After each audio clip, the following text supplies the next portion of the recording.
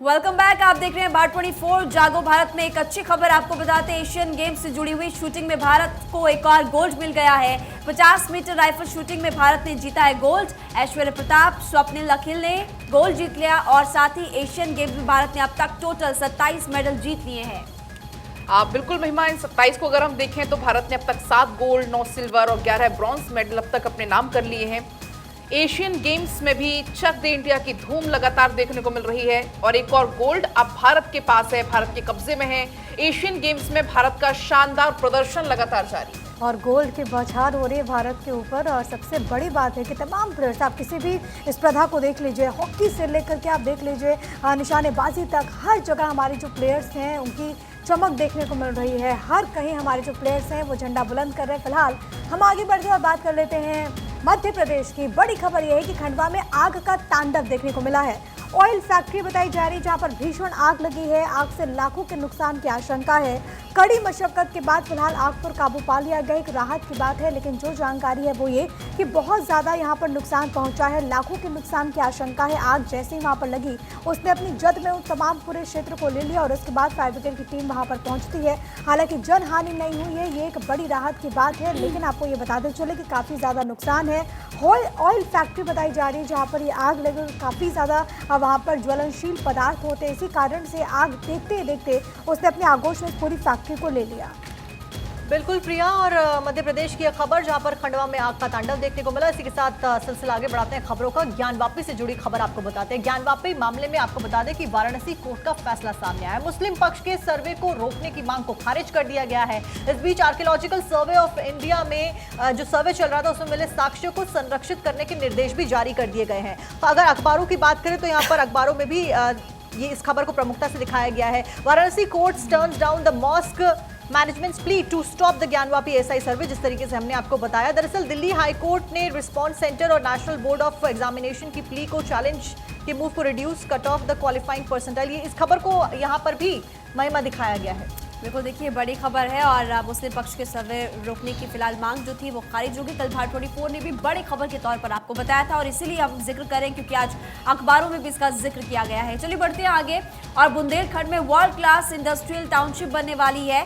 साथ ही टाउनशिप के लिए कुशल प्लानर की नियुक्ति होने वाली है। इंडिया स्मार्ट सिटी कॉन्क्लेव में यूपी को तीसरा स्थान मिला। योगी कैबिनेट के फैसले को अमली जामा पहनाने में इस वक्त यूपी सीडा प्रबंधन लगातार जुटा हुआ है और ऐसे में आपको बता दें यूपी सीडा ने अपने बोर्ड बैठक के लिए काफी महत्वपूर्ण फैसले भी किए और लगातार इन फैसलों को फिलहाल लागू भी किया जा रहा है। बिल्कुल महिमा, बुंदेलखंड क्षेत्र में औद्योगिक विकास को और गति मिलेगी, रोजगार का सृजन होगा, रोजगार के अवसर जाहिर सी बातें पैदा होंगे यहाँ पर।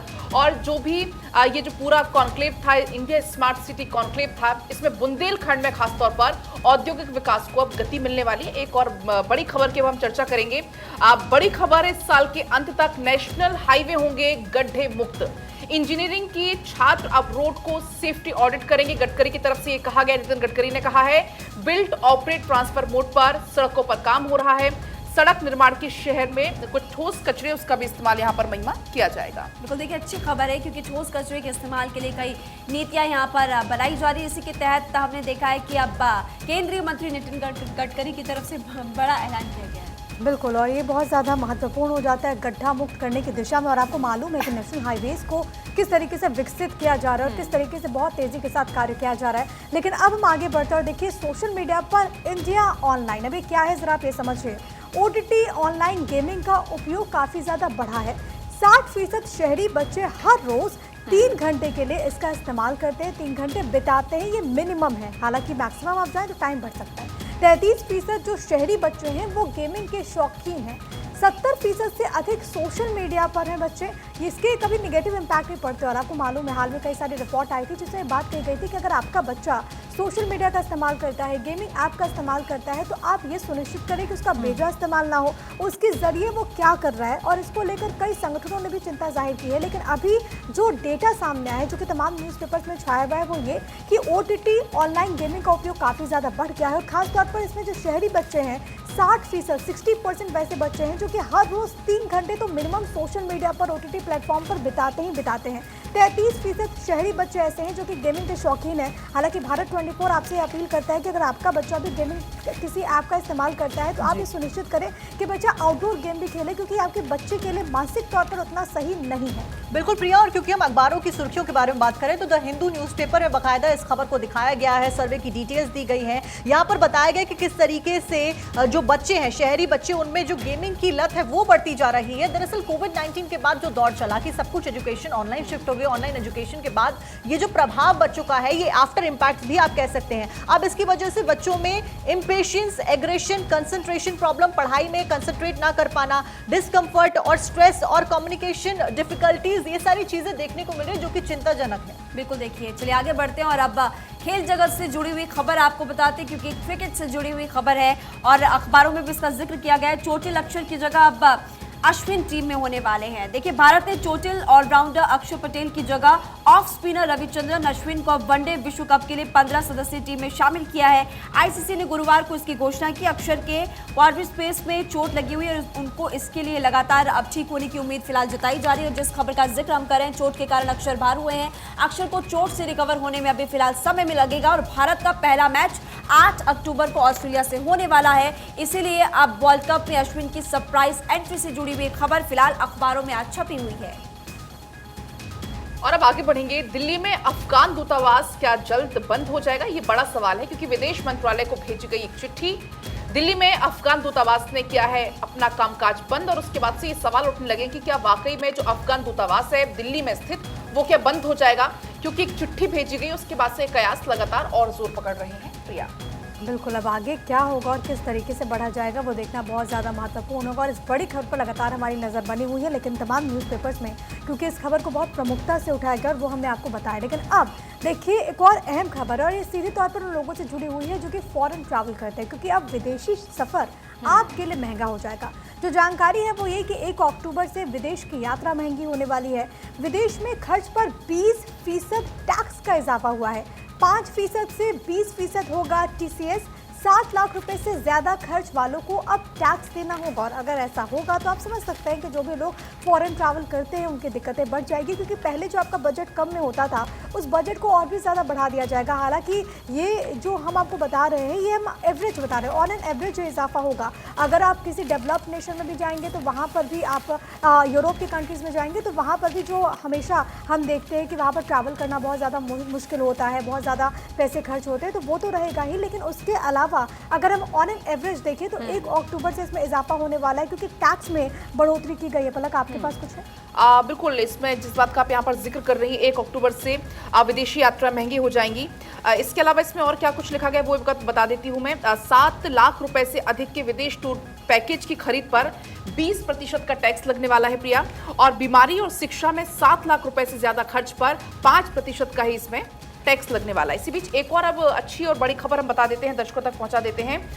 मनीष मल्होत्रा के आपने लहंगे देखे होंगे, डिजाइनर्स कई लहंगे आपने देखे होंगे, लेकिन अब लोगों के बाद अब यूनिफॉर्म भी बदलने वाला है एयर इंडिया का। आपको बता दें कि अब नए लुक में नजर आने वाला है एयर इंडिया।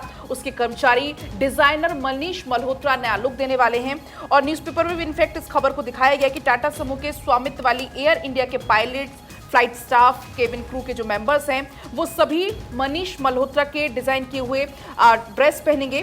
साथ ही एयर इंडिया ने ये पोस्ट लिखा और पोस्ट करते हुए इस बात की जानकारी दी है कि आने वाला समय बहुत ज्यादा रोमांचक है, क्योंकि अब हम मनीष मल्होत्रा के साथ मिलकर ये काम कर रहे हैं और जो पार्टनरशिप है वो आगे चलकर कई ऊंचाइयों को छुएगी। और हमेशा हम मनीष मल्होत्रा के लहंगों के बारे में तो सुनते थे, लेकिन अब आप एयर इंडिया फ्लाइट में जब ट्रैवल करेंगे तो वहाँ पर जितने भी क्रू मेंबर्स हैं, मनीष मल्होत्रा के लहंगे सुन के सभी के चेहरों पे स्माइल आती है। और सबसे ज्यादा तो आपके चेहरे पे मुस्कान लग रही है। और तो वहाँ पर जो एयर होस्टेस हैं वो भी आपको मनीष मल्होत्रा के डिज़ाइन ड्रेस में ही नजर आएंगे। और सबसे बड़ी बात है क्योंकि एयर इंडिया लगातार न्यू इनोवेशंस कर रहा है, लगातार उसमें कई सारी चीज़ें बदल गई हैं, और इसका हालिया नमूना में याद है कि लोगों में कैसे परिवर्तन हुआ। फिलहाल साक्षी आगे बढ़ते हैं। बिल्कुल प्रिया, ये तो हो गई मनीष मल्होत्रा की बात। आगे खबरों में बढ़ते हैं और इसके बाद आपको अगली खबर बताते हैं। डिविडेंड शेयर इस साल 20% चढ़ेगा, ऐसा कहा जा रहा है। 4 साल पहले कमजोर थी डिविडेंड शेयर की स्थिति, लेकिन अस्थिर होते बाजार में सुरक्षा की चिंता बढ़ गई है। बाजार की तेजी से सुस्त पड़ने की स्पष्ट संकेत अब आसार नजर आ रहे हैं। तो देखिए, हमने आपको सारी खबरें बताई, और अब फिलहाल इकोनॉमी से रिलेटेड खबर अगर आपको बताएं तो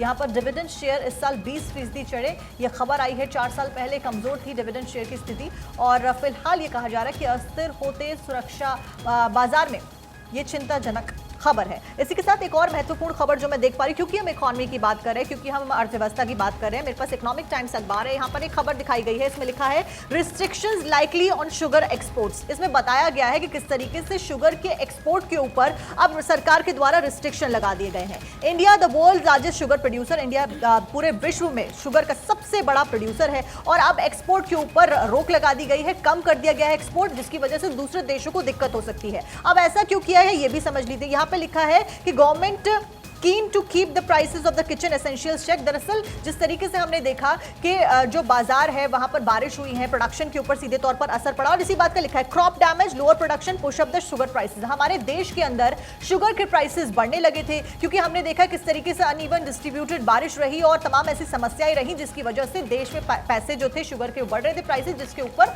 फिलहाल यहाँ पर रोक लगाई और इसके साथ साथ और भी तमाम ऐसी जो क्रॉप्स हैं उसके ऊपर भी एक्सपोर्ट के ऊपर रोक लगाई। जी साक्षी, देखिए हैरी पॉटर के डंबलडोर का निधन हो गया है। हॉलीवुड एक्टर माइकल गैम्बोन का निधन हुआ। 82 साल की उम्र में अंतिम सांस ली है। प्रोफेसर डंबलडोर के रूप में फेमस काफी ज्यादा हुए थे। आपने देखी होगी हैरी पॉटर, हम सभी ने बचपन में देखी है, जो कि काफी ज्यादा फेमस भी हुई थी। इसी को लेकर एक खबर है कि डंबलडोर का निधन हो गया है। आगे बढ़ते एक और खबर मैं बता देती हूँ आपको, जो कि अखबारों में फिलहाल दी गई और आपसे जुड़ी हुई काफी ज्यादा महत्वपूर्ण भी है। तैयारी की जा रही है सरकार की तरफ से, प्रशासन की तरफ से। किस चीज की ये भी समझ लीजिए।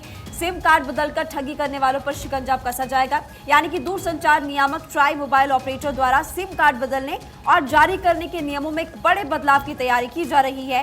इसके लिए नंबर पोर्टेबिलिटी नियमों में एक संशोधन किया जाएगा और ये कदम सिम कार्ड स्वैपिंग के जरिए होने वाली धोखाधड़ी को रोकने के लिए उठाया जा रहा है। हमने अमूमन देखा है कि आजकल किस तरह से धोखाधड़ी जो लगातार बढ़ती जा रही है और कई लोगों से पैसे हड़प लिए जाते हैं, उसके बावजूद भी नहीं पकड़े जाते आरोपी।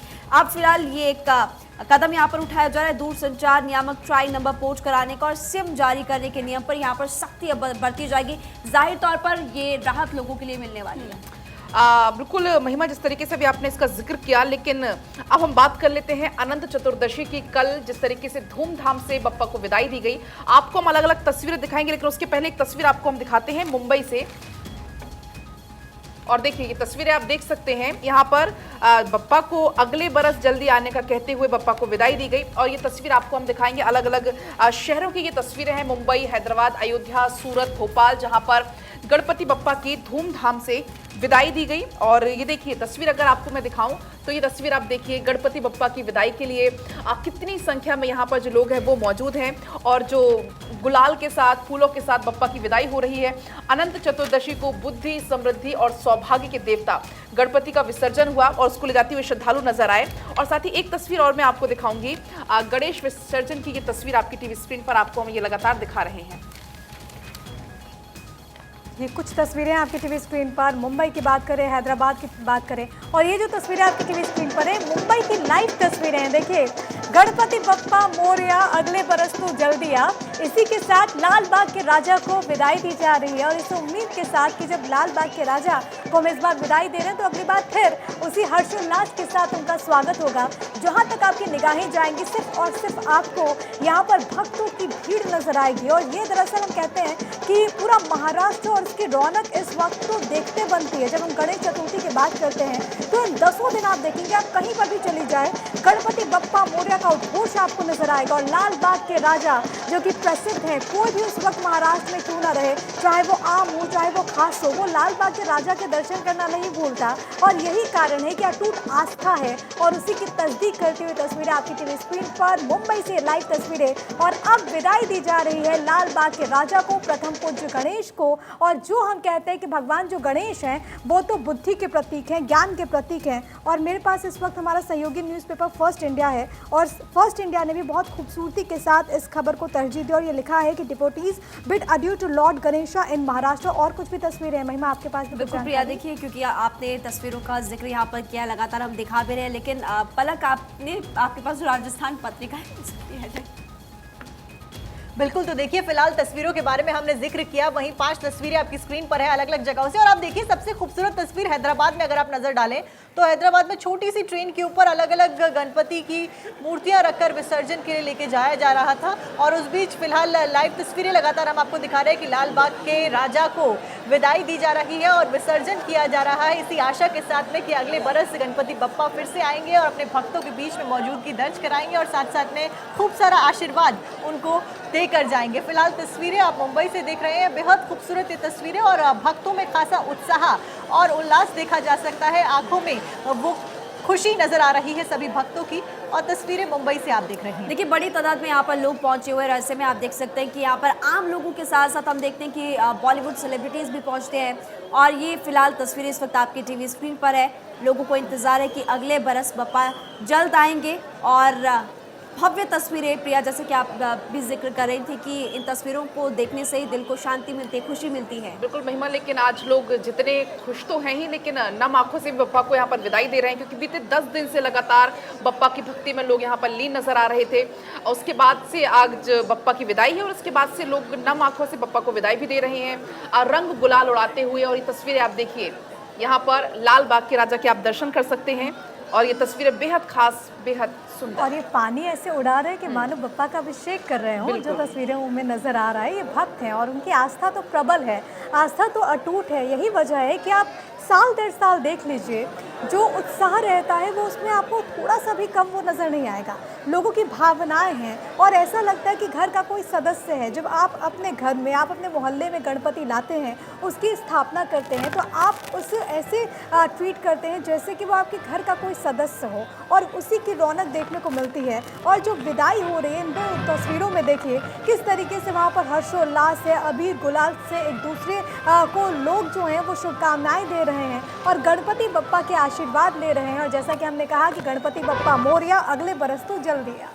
बिल्कुल प्रिया, और ये भक्तों की आस्था ही है और ये भारतीय संस्कृति है जो कि जिसमें इतने सारे त्योहार होते हैं और जो कि मौका देती है तमाम लोगों को भारी संख्या में एक साथ में मिलने का और इस तरीके से त्योहारों को मनाने का।